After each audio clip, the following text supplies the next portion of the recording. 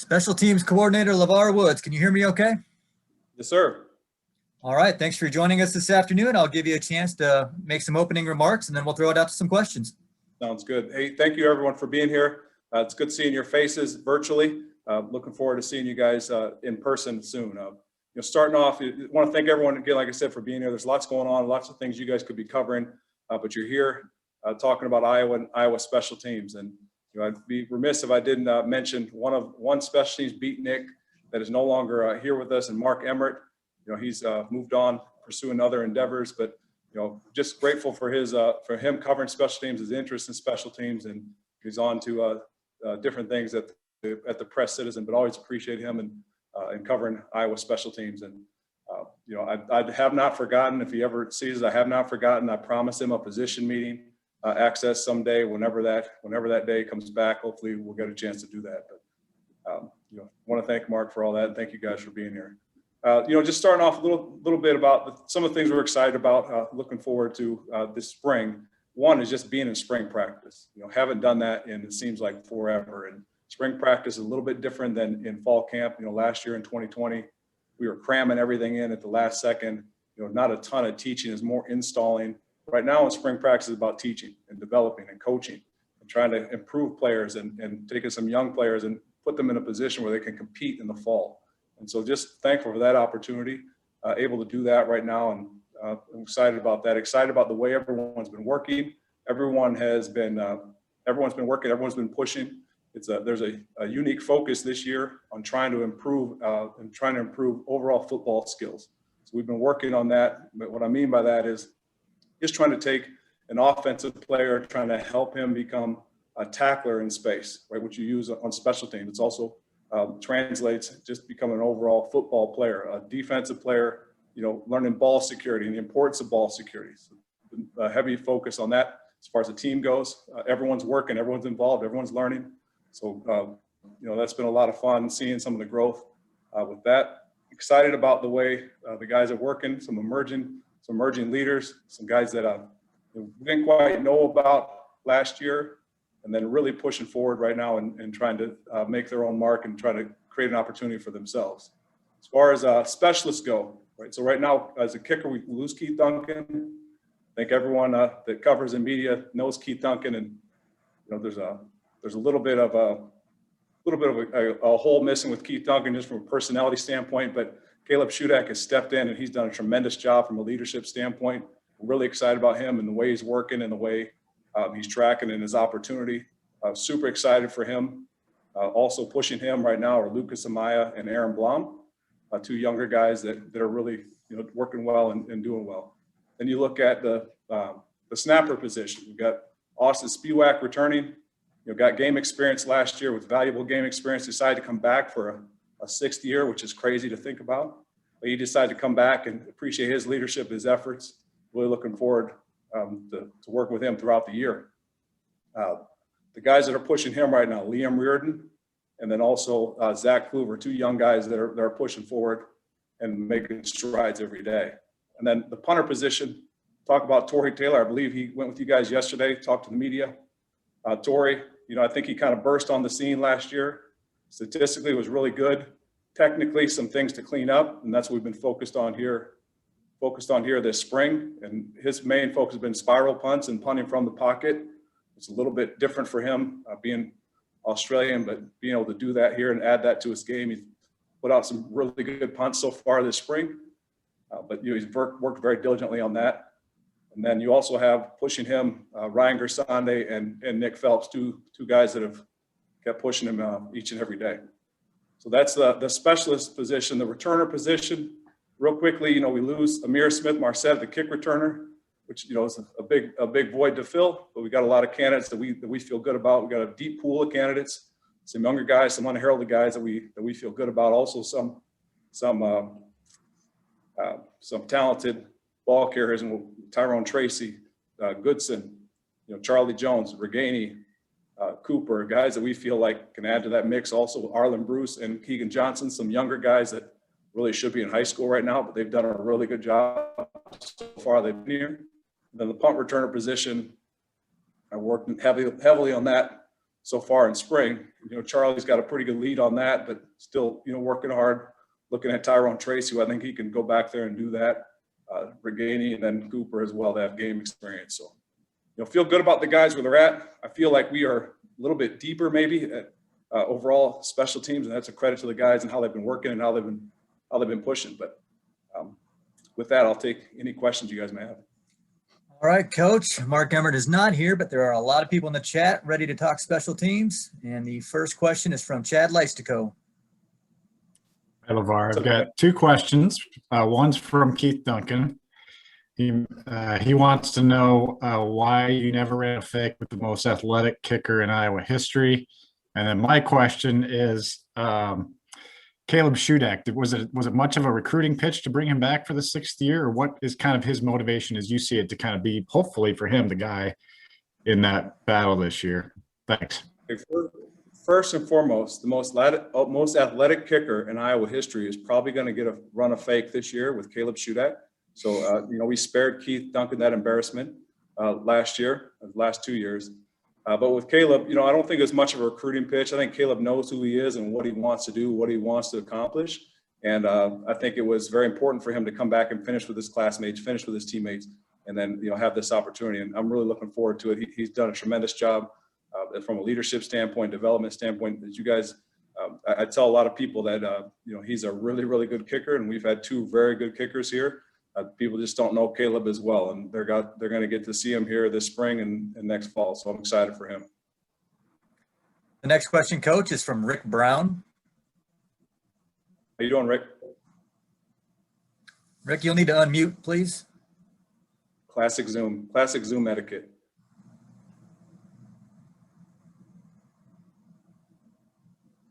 Rick, you had it, and then you muted yourself again. So you'll need to unmute one more time. Am I okay now? You're good. All right. Sorry. I'm wondering how it's possible it's your 14th year at Iowa already, but I wanted to ask you, what has it been like? How has Coach Ferentz been different as your coach versus your boss? And then touch on the fact that there are 4 alums on the staff now. That must be a testimony to him that people want to get back to the program. Yeah, it's very interesting you say that. It kind of hit me the other day when someone asked me, well, how long have you been in Iowa? And I started doing the math. Like, man, it's 14 years. That's crazy. However, Coach Ferentz is awesome. And I tell people this a lot, that Coach Ferentz, the day I met him back in November, I think it was November, December 1998, back when I was young, I had curly hair. We sat in a different building. Coach Ferentz didn't have gray hair. But he's very much the same guy, very much the same message. He's very consistent. And, those are things that I think guys that come back and they listen to him speak, it all resonates with them because he's very consistent in those messages, the things that he believes in, developing people, developing, working to be your best, preparing to be your best. Those are the things that are consistent from back in 1998 until now. And the guys you mentioned are 4 former players on the staff. I think that's a tribute not only to this state, this program, but also Coach Ferentz. And this is a home for all of us. This is a place we feel strongly and believe in, myself included. And it's a lot of fun when you get to work with a teammate like Liddell Betts, who I was on campus 4 years with, and Coach Bell 1 year, and then Brian I missed by a year, but certainly knew him as a young man, as a child.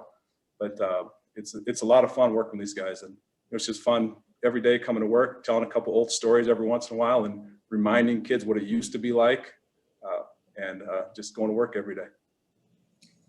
The next question, Coach, is from Tyler Devine. LeVar, I don't know exactly how you would go about knowing this, but I would have to imagine that Torrey Taylor is the first player to be named first team All Big Ten in his first season ever playing football. And what does that say just about him? Yeah, that's a really good statistic. I'm sure Tyler Kluver or someone will look that up for us and figure that out if he's the first ever. But I think it says a lot about him. Torrey's made incredible sacrifices, incredible personal sacrifices to be here. I'm sure he shared some of them, but just a little bit. He quarantined for 3 weeks over in Australia, left his family, kind of unknown when the season was going to start, left his family, quarantined for 3 weeks in an Australian hotel before he could come across the ocean to America. Gets to America, has to quarantine for 2 more weeks in a hotel in Iowa City before he can even meet his teammates. that says a lot about him and a lot about the sacrifice he's gone through and his family have gone through to be in the position just to come out on the field. And I still remember he and I were laughing last week about the first time he saw an American football field. We walk out and see him, and he's just looking around and trying to look at the yard marks, the hashes, trying to figure it all out because it doesn't quite equate to an Australian football field. But just seeing him work that first time, the wonder in his eyes and just the excitement in his eyes, and then he rips off the first ball. He goes and hits an end-over-end punt that bounces out of bounds at the 2-yard line. Then he hits another one and bounces out at the 1-yard line. Then he hits one at the 5, which he considered a miss hit, and it bounces up.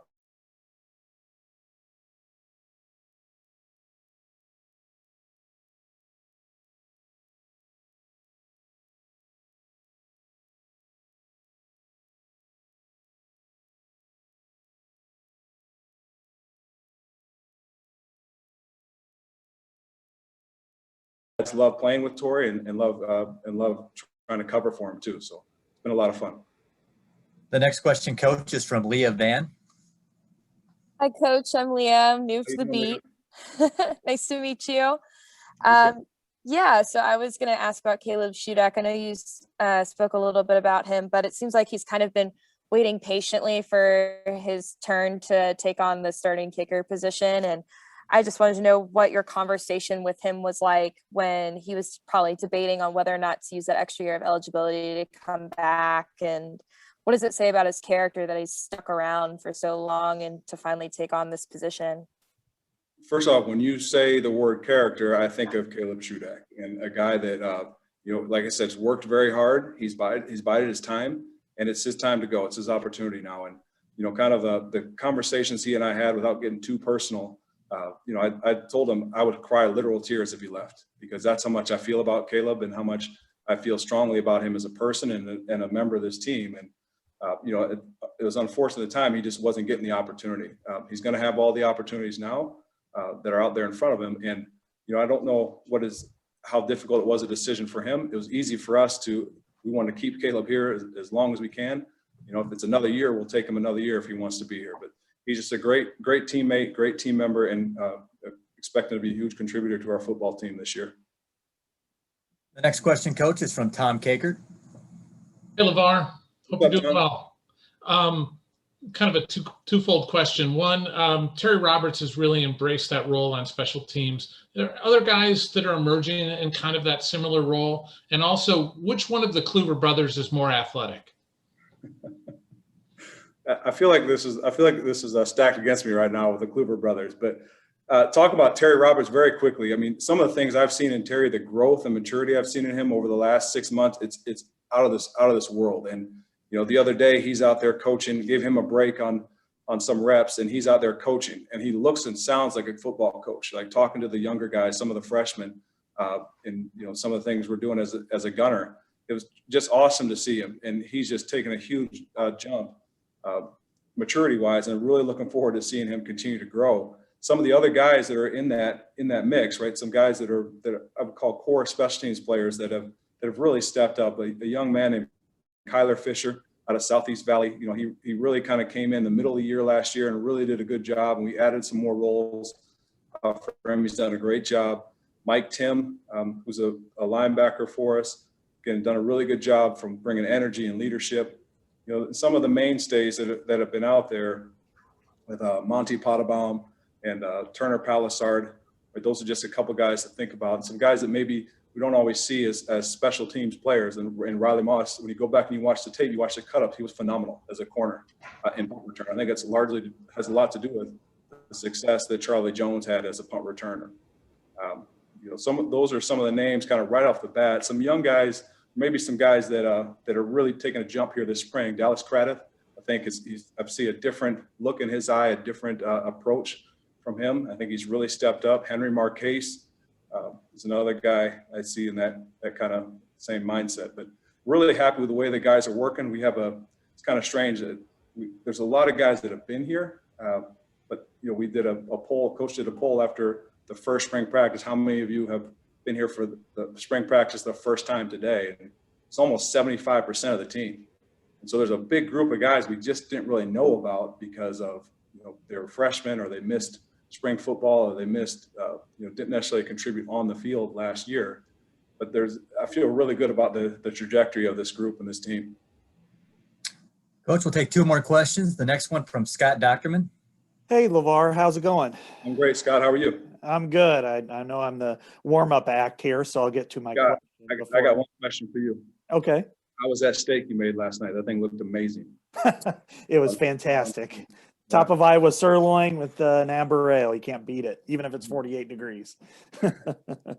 I want to ask you about Ladell Betts. You played with him. I'm sure you played against him in the NFL or tried to tackle him a few times. What was it like for him as a player 20 years ago? What was he like as a running back? And then conversely, how is he going to be as a coach? And what have you seen from him just in a few weeks now on campus?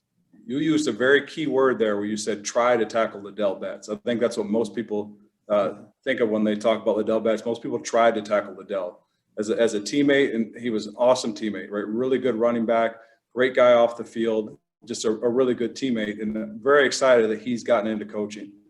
I think we need to see guys like Ladell Betts in coaching. It's funny, he and I had a long conversation back in January when he was trying to get into coaching and whatnot, and I just felt a different air, a different sense about him. Like he was ready. He's ready for this role, and I'm really excited for him.